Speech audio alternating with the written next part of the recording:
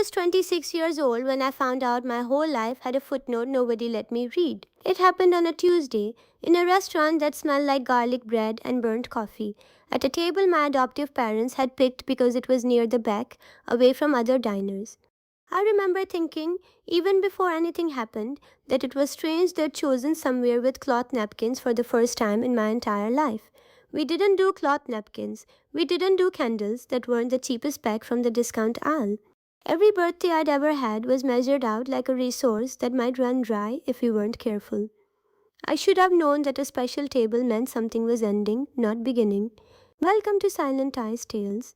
If you love stories that touch the deepest corners of your heart, stories filled with love, loss, hope, and raw human emotions, you have found your home.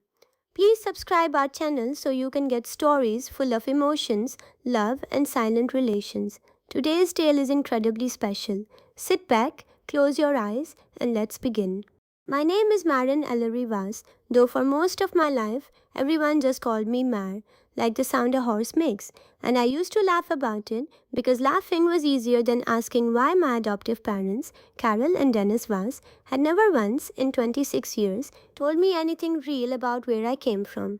I grew up in a small two-story house in a mid-sized town that prided itself on nothing in particular. Quiet streets, a diner that never changed its menu, a school system that was fine, just fine. Carol was a claims adjuster. Dennis worked in logistics for a regional trucking company. They were not cruel people, not in any way you could point to and say, there, that's abuse.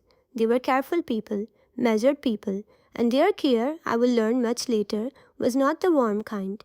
It was the kind that counted. I was told I was adopted when I was 7, sitting on the edge of my bed while Carol explained it, the way you'd explain that a distant relative had passed away, informational, brief, designed to close a subject rather than open one. Your birth mother couldn't take care of you, she said. We were the ones who could. That was it.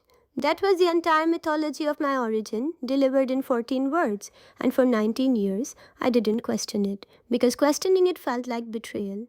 Carol had a way of making gratitude feel mandatory, like oxygen. You breathed it because the alternative was suffocation. Every birthday of my childhood followed the same quiet ritual.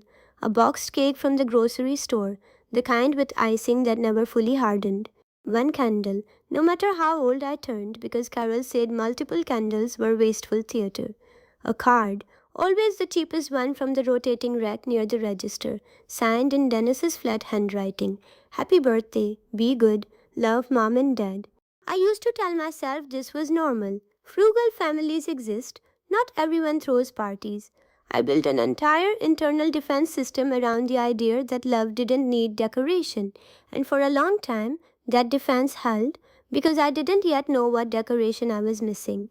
The tension started small, the way it always does, in things too minor to name. I was 19, home from community college for winter break, when I found a shoebox in the garage labeled Texas 2009 in Dennis's handwriting. I wasn't snooping, I was looking for holiday decorations.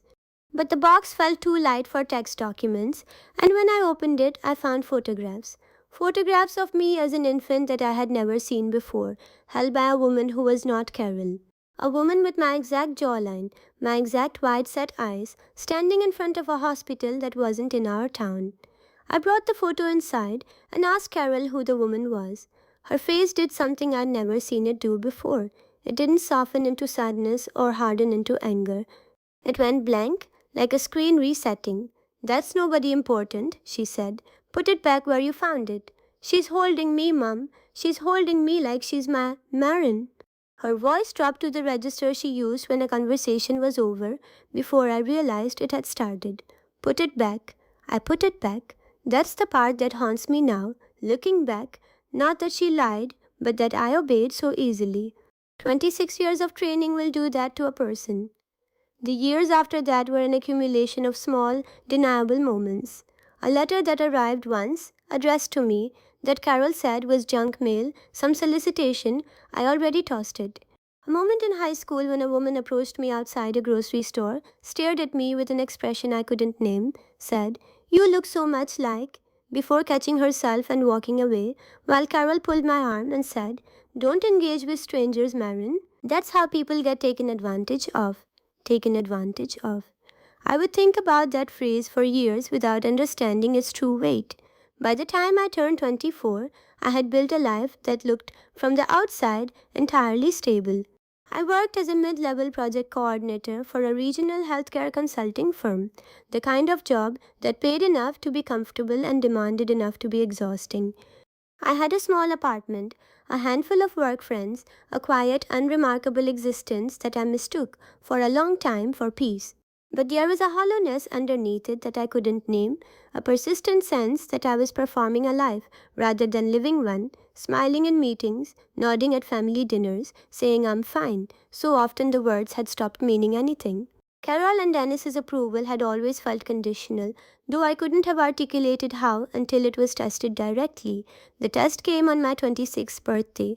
Carol called 2 weeks in advance, which itself was unusual. We typically didn't plan birthdays, we merely observed them, like weather. We want to take you somewhere nice this year, she said. A real dinner, just the three of us. I remember feeling something loosen in my chest when she said it. 26 years of one candle and boxed cake, and finally, they wanted to do something real. I told my coworker Priya about it that week, practically glowing. They're finally treating you like you matter, Priya said, and I nodded, believing it completely. The restaurant was called Amaranth, a mid tier place with dim lighting and cloth napkins, exactly the kind of establishment Carol usually called money for atmosphere, not food. When I arrived, they were already seated, and something about their posture struck me as wrong before I even sat down. Carol's hands were folded too tightly. Dennis wasn't making eye contact, which was unusual for a man who prided himself on being direct. Happy birthday, sweetheart, Carol said, and the word sweetheart landed strangely, like a costume she'd forgotten to take off. We ordered. We made small talk about my job, about Dennis's upcoming retirement, about nothing. And then, as the waiter cleared the appetizer plates, Carol set down her water glass with a precision that told me the real conversation was about to begin. Maren, your father and I have been talking, she said, about the future, about what makes sense for this family going forward. I remember feeling a strange cold clarity, the way you feel right before you slip on ice, that half second where your body knows before your mind catches up. We're getting older, Dennis said, finally looking at me. We've done what we set out to do. You're independent now. Stable job, your own place. We think it's time to formalize some distance.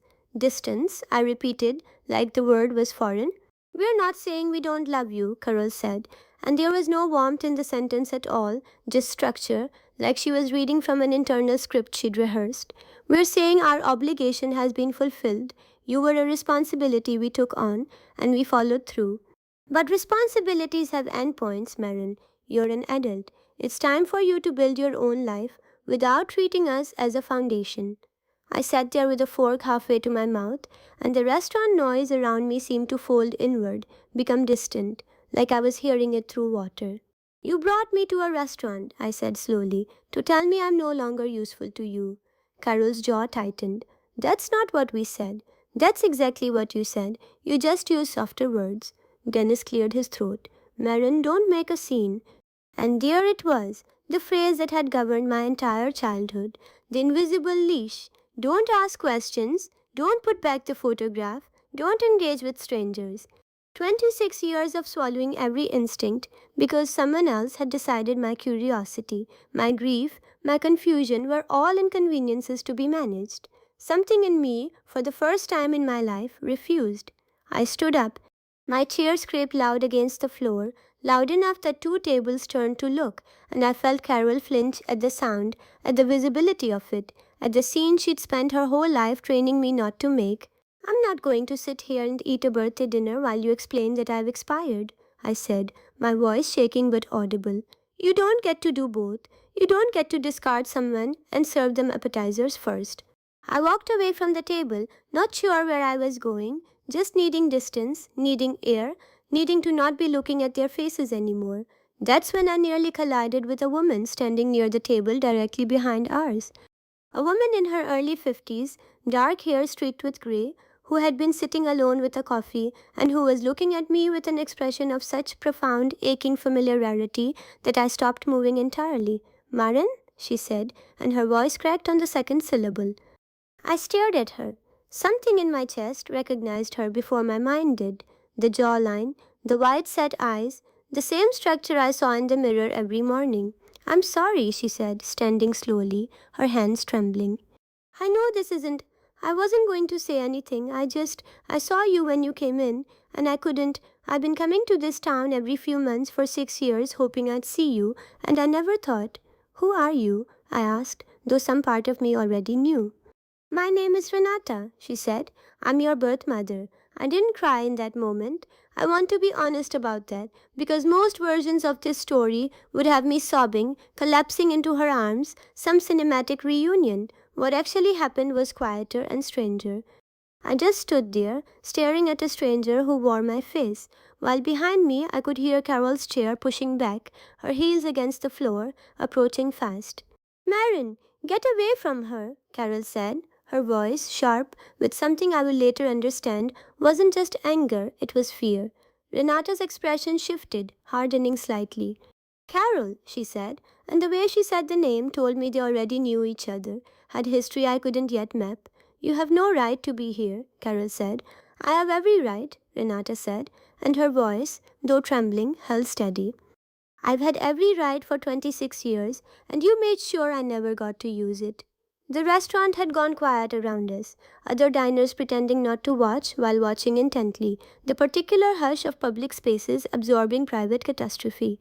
Dennis appeared at Carol's side, his face pale. Let's not do this here, he said. Where else should we do it? I said, and my voice came out steadier than I felt. You brought me here to discard me. Seems like a fitting place to find out what else you've been hiding. Renata reached into her bag with shaking hands and withdrew a slim, worn envelope, edges soft from handling. I've kept these for years, she said. I didn't know if I'd ever get the chance to give them to you. I wasn't going to ambush you like this, I swear. When I saw you stand up from that table, when I saw your face, I recognized my own grief in it.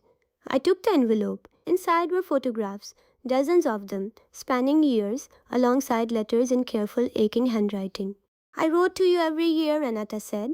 Every birthday. I sent them to the adoption agency who forwarded them to your parents, per the agreement we made. Open adoption, Maren. That's what we agreed on. I was never supposed to disappear from your life. I was supposed to be a distant but present figure, someone you could reach if you ever wanted to. I looked at Carol. Her face had gone the color of old paper. You said she couldn't take care of me, I said quietly. That's all you ever told me. She was 19, Carol said, her voice tight, defensive in a way I'd never heard before. 19 and unstable and... I was young, Renata interrupted, not unfit. There's a difference, and you knew it, and you used it anyway.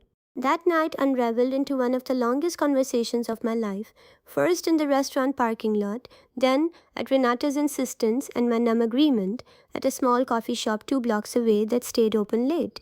Carol and Dennis did not follow us. I remember being surprised by that, and then, slowly, understanding that it wasn't restraint. It was retreat.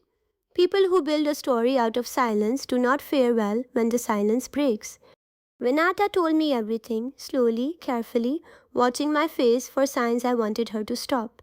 She'd been 19, in a difficult place financially, when she made the decision to place me for adoption through an agency that specialized in open arrangements. Arrangements where the birth parent retains some contact, some visibility, some thread connecting the child to their origin. She had signed papers agreeing to yearly letter exchanges, photograph updates, the option for supervised visits once I turned 13 if all parties consented. I sent a letter every single year, she said, sliding the worn photographs across the table toward me. On your birthday. I sent gifts sometimes. Small things, nothing extravagant, just I wanted you to know I existed, that choosing adoption wasn't the same as choosing absence.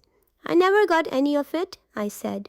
Not one letter, not one photo, nothing except a shoebox in the garage with your picture in it that I found by accident when I was 19. And even then, she told me to put it back and never speak of it again. Renata's hands trembled around her coffee cup. The agency confirmed delivery every year. I have receipts. I have confirmation emails. Someone was receiving these, Maren. Someone was receiving them and making the decision that you would never see them. The days that followed were some of the strangest of my life. I moved through my job on autopilot, nodding at meetings while internally replaying every small, deniable cruelty of my childhood and rereading it through a new, devastating lens. The photograph in the garage, the letter Carol called junk mail and threw away without showing me. The woman outside the grocery store who'd looked at me with such recognition before Carol yanked me away, saying, "Don't engage with strangers." That woman, I now understood with sick certainty, might have been Renata herself, attempting the very supervised contact the adoption agreement allowed, and being physically pulled away from before she could speak. I contacted the adoption agency directly, using details Renata gave me. It took 2 weeks of calls, emails, and one increasingly tense conversation with the records administrator before I received documentation that confirmed everything Renata had told me. An open adoption agreement signed by Carol and Dennis, promising yearly contact and photograph exchange. Confirmation logs showing 17 letters sent over 17 years, each one logged as delivered to the Voss household. 17 letters. I had received zero. I confronted Carol on a Sunday afternoon, in the same kitchen where she'd once told me, at 7 years old, that my birth mother couldn't take care of me. The kitchen hadn't changed. The same yellowed curtains, the same chipped tile near the sink.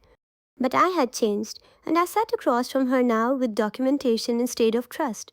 "You signed an open adoption agreement," I said, sliding the papers across the table. "You knew she was supposed to be part of my life. You knew there were letters every year. Where did they go, Mom?" Carol's hands folded tightly in her lap, and for a long moment she said nothing. When she finally spoke, her voice had lost its usual sharp control. "I destroyed them," she said. "Every year. I threw them away before you could see them." The confession landed with a strange, hollow finality. Not shock, because some part of me had already known, had already built the shape of this truth in the weeks since the restaurant. But hearing her say it plainly still cracked something open in my chest. "Why?" I asked, and my voice came out smaller than I wanted it to. "Because I was afraid," Carol said, her eyes glinting. "I was afraid that if you knew her, if you had a relationship with her, you'd realize we weren't your real family, that you'd choose her, that everything we built with you would feel like a placeholder for something else. So your solution was to make sure I never had the choice at all." Carol's eyes filled, though she blinked hard against it, an old habit of refusing visible emotion. "I told myself I was protecting the family, protecting stability. I told myself it was for your own good, that a child doesn't need two mothers pulling at them, that consistency mattered more than the truth," I said. "It mattered more than the truth." Dennis, who had been standing silently by the doorway, finally spoke. "We didn't do it to hurt you, Maren. You did it anyway," I said. "That's the part you don't seem to understand. Intention doesn't undo impact. You spent 26 years deciding what version of my life I was allowed to know. And then, when you decided I'd served my purpose, you tried to discard me in a restaurant like a subscription you'd finally cancelled." The room went silent in a way that felt different from the silences of my childhood. Not enforced, not obedient, but simply exhausted. The silence of a structure finally collapsing under its own weight. The weeks that followed felt like excavation. I met with Renata multiple times, slowly, carefully, both of us aware that trust wasn't something that could be manufactured instantly just because biology demanded it. She showed me photographs she'd kept of birthdays she'd imagined celebrating with me, drawings she'd made for a nursery she never got to furnish because she placed me for adoption before I was born, letters that spanned the entire arc of my childhood, my first day of school, imagined in her handwriting. A letter written the year I turned 13, hoping I might want supervised contact. A letter written the year I turned 18, telling me she respected whatever distance I needed, but that her door, figuratively, would always be open. 17 years of a parallel life I never knew existed, redirected into a trash can before I could ever read a single word of it. I want to be honest about something here, because this story isn't interested in easy villains or easy heroes. Renata was not a perfect stranger delivering perfect love. She had her own complicated history, her own grief, her own moments in our early conversations where she overstepped, where she asked for more closeness than I was ready to give, where old wounds in her made her occasionally sharp with Carol in ways that weren't entirely fair either. Rebuilding a relationship with a stranger who shares your face is not simple, no matter how much stolen history stands between you. And Carol was not, in the end, a cartoon monster. She was a woman terrified of losing something she'd built her identity around, who made a catastrophic, sustained choice out of that fear year after year, letter after letter, and who was now sitting with the full, undeniable weight of what that choice had cost. I watched her, in the months that followed, oscillate between defensive justification and genuine, wrenching grief, and both were real, and neither undid the harm. The twist that changed everything for me wasn't simply discovering that Renata existed and had tried to reach me. It was discovering 3 months later, going through more records with a lawyer Renata's sister recommended, that Carol hadn't only destroyed letters. She had, on 2 separate occasions, when I was 9 and again when I was 13, formally denied requests from Renata for supervised visitation, requests the original adoption agreement gave Renata the right to make, by falsely reporting to the agency that I had expressed distress and unwillingness to have contact. I never expressed anything of the sort. I hadn't known Renata existed at 9 or 13. Carol had manufactured my voice, my supposed wishes, to legally block contact I never knew was being offered. That was the twist that broke something loose in me that the restaurant confession hadn't fully reached. Not just deception through omission, but deception through impersonation. She hadn't just hidden the truth from me. She had spoken lies in my name, using my voice as a shield for her own fear, deciding my personhood so completely that even my consent was something she felt entitled to forge. I didn't scream at her when I found that document. I didn't storm into her kitchen a second time. Something in me had gone past anger into a colder, clearer place. I called her and I said only this: "You didn't just take her letters from me, ma'am. You took my voice and used it to keep her away. You made me complicit in my own erasure without ever asking me."